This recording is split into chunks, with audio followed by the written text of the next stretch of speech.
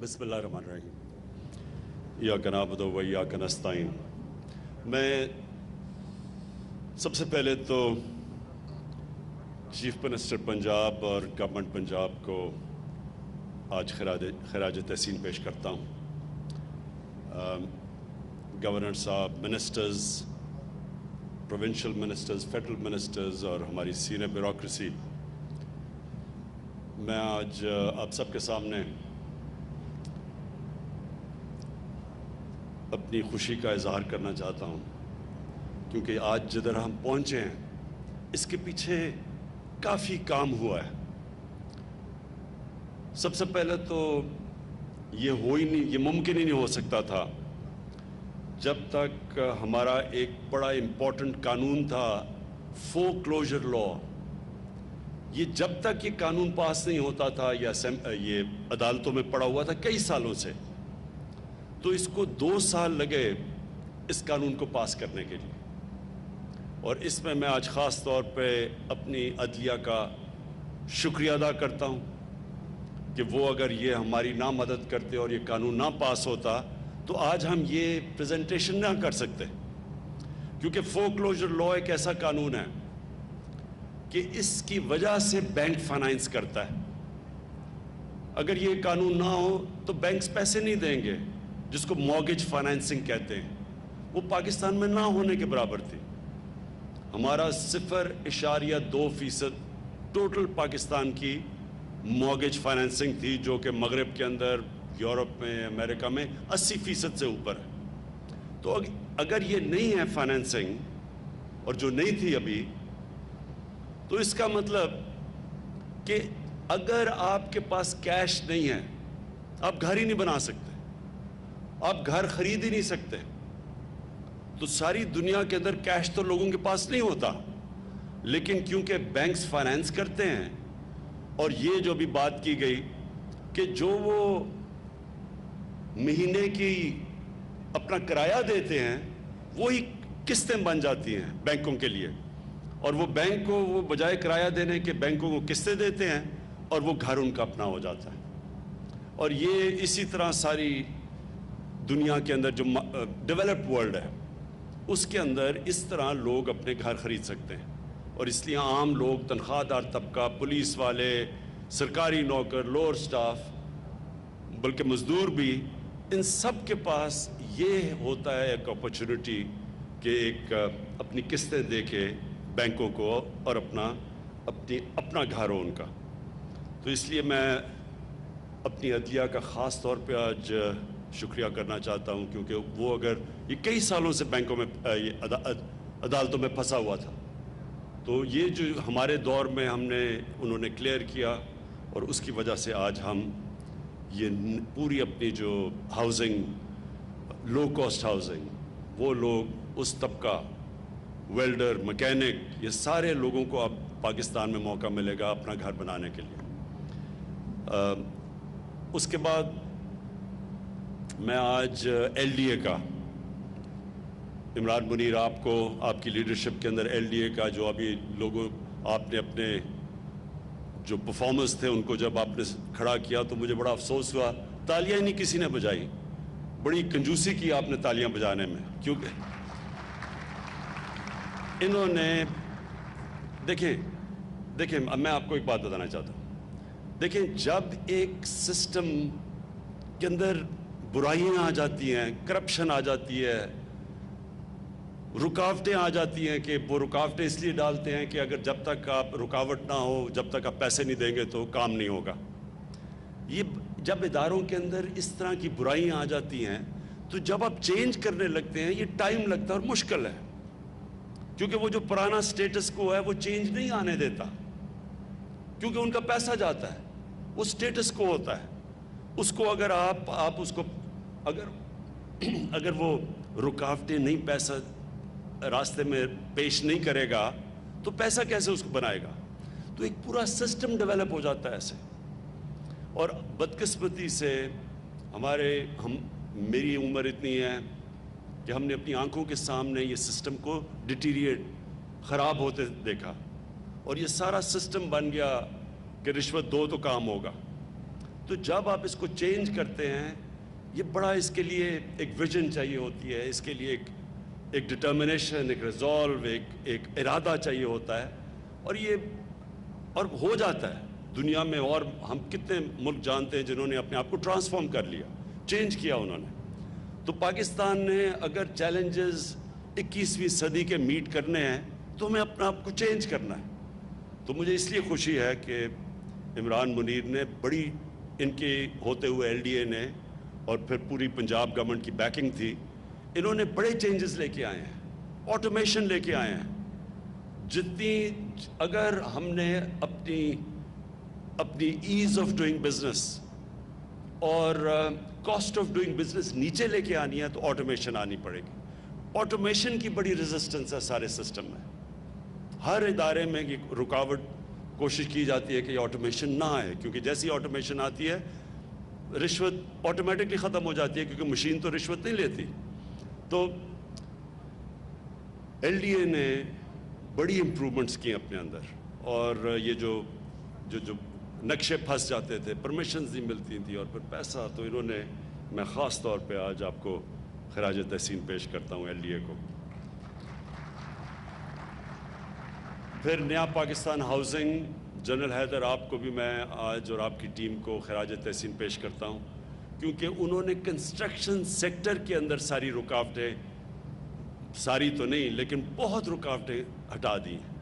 اور اس کے لیے ایف بی آر کے ساتھ بیٹھ کے ان کے ساتھ پوری کہ کیسے انسینٹیوائز لو کاسٹ ہاؤسنگ کر سکتے ہیں، کیسے لو کاسٹ ہاؤسنگ میں ٹیکس بریکس دے سکتے ہیں۔ تو یہ بھی ایک بڑا لمبا پروسیس تھا۔ پھر بینکوں کے ساتھ بیٹھے، اسٹیٹ بینک کے ساتھ بیٹھے کہ اسٹیٹ بینک کے ساتھ انہوں نے، پھر اسٹیٹ بینک نے لیڈرشپ دی بینکس کو، کیونکہ بینکس کو عادی نہیں ہے بینکس کہ چھوٹے لوگوں کو قرضہ دیں ہاؤس فائنینسنگ کے لیے، کیونکہ یہاں تو کانسیپٹ تھا ہی نہیں۔ تو اس کے لیے بھی جنرل حیدر نے اسٹیٹ بینک کے ساتھ بیٹھ کے، ایف بی آر کے ساتھ بیٹھ کے، پھر یہ جو اتھارٹیز کے ساتھ بیٹھ کے ون ونڈو آپریشن کی طرف جانے کے لیے بڑی کوشش کر کے آج تک ہم یہاں پہنچے ہیں۔ اور اس کا سب سے واضح چیز یہ ہے کہ پچھلے اس ایک مہینے کے اندر پاکستان کی تاریخ کی سب سے زیادہ سیمنٹ کی سیلز ہوئی ہیں، سب سے زیادہ سیمنٹ بکا ہے۔ تو اس کا مطلب یہ کہ کنسٹرکشن سیکٹر اب آگے بڑھنا شروع ہو گیا ہے، اور کنسٹرکشن سیکٹر ایسا ہے کہ 30 اور انڈسٹریز کنسٹرکشن کے ساتھ جڑی ہوئی ہیں۔ تو بیسکلی اگر ایک سیکٹر جس سے ساری اکانومی اٹھتی ہے، جس سے روزگار ملتا ہے، اور ہمارے لیے بڑا چیلنج ہے روزگار، ہمارا ینگ پاپولیشن ہے، روزگار ملتا ہے، گروتھ ریٹ بڑھتی ہے، ویلتھ کریشن ہوتی ہے، وہ ہے کنسٹرکشن سیکٹر۔ اور یہ جو کوششیں سب نے کی، اتھارٹیز نے، ایل ڈی اے نے، سی ڈی اے نے، ادھر پشاور ڈیولپنگ اتھارٹی نے، انہوں نے بڑا کام کیا یہ آسانیاں پیدا کرنے کے لیے، اور پھر نیا پاکستان ہاؤسنگ نے ان کے ساتھ، سب کے ساتھ مل کے کوآرڈینیٹ کیا، پھر بینکنگ سیکٹر۔ اور آج میں اسپیشل خراج تحسین پیش کرنا چاہتا ہوں پنجاب بینک کے پریزیڈنٹ ظفر صاحب کو، کیونکہ انہوں نے باقی بینکوں سے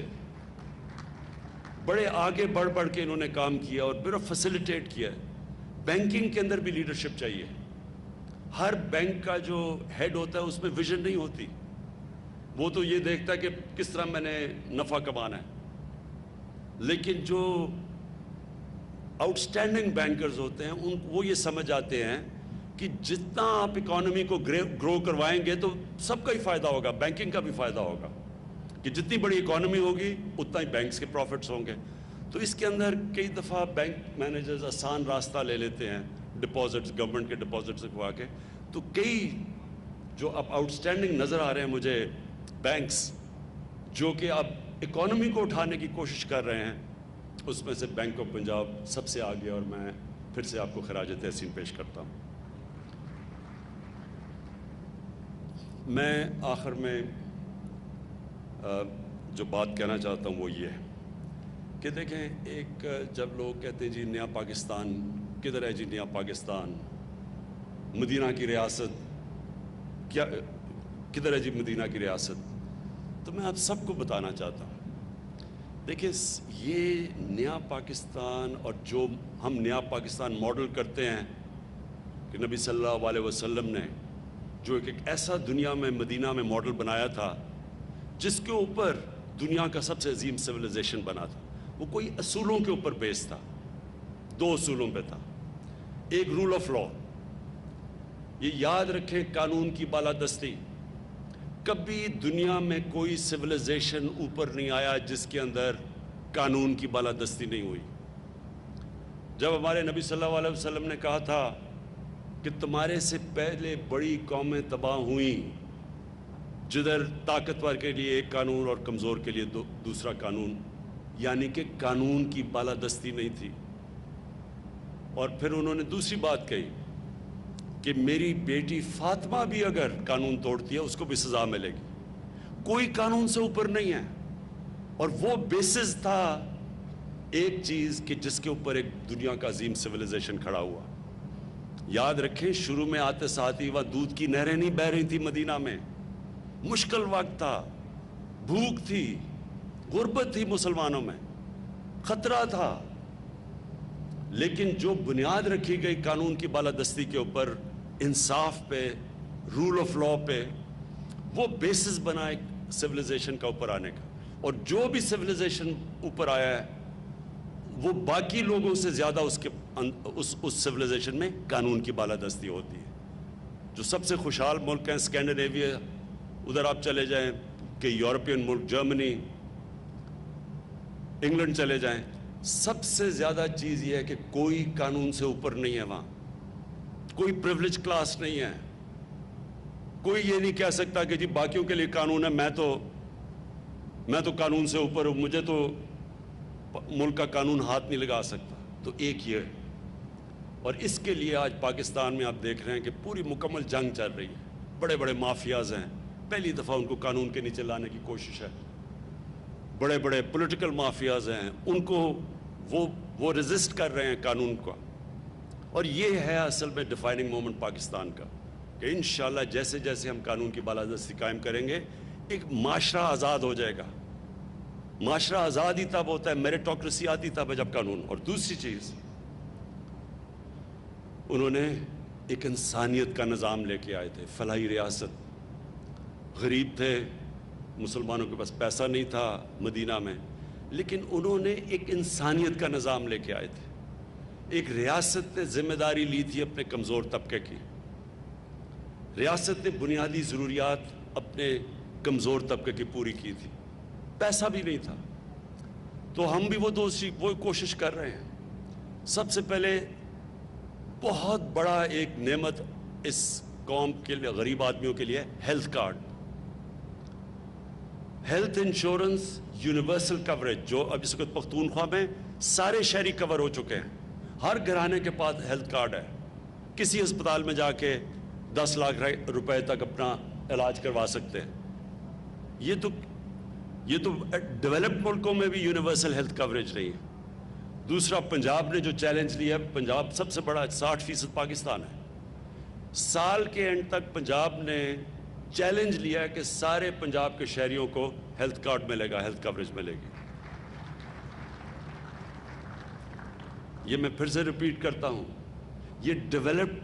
ملکوں کے اندر بھی اس طرح کی یونیورسل ہیلتھ کوریج نہیں ہے۔ پھر ہم نے پناہ گاہ، یہ انشاءاللہ اس کا نیٹ ورک پھیلے گا سارے پاکستان میں کہ ایک مزدور جو سارا دن محنت کرتا ہے اپنے گھر والوں کے لیے پیسہ بھیجنے کے لیے، اس کے لیے نعمت بن گئی ہے کہ اس کو کھانا بھی مل جاتا ہے، اس کو کرایہ بھی نہیں دینا پڑتا، اور جو پیسہ بچتا ہے وہ گھر بھیج دیتا ہے۔ میں ادھر یہاں آپ کو کہوں کہ پختونخوا کی ابھی یونائٹڈ UNDP کی رپورٹ آئی ہے، یہ میں سب کو کہوں گا کہ پڑھیں کیونکہ انہوں نے بڑی ریسرچ کر کے پاکستان میں ابھی رپورٹ پبلش کی ہے۔ اس رپورٹ میں پچھلے 6 سال میں جس صوبے میں سب سے زیادہ غربت کم ہوئی ہے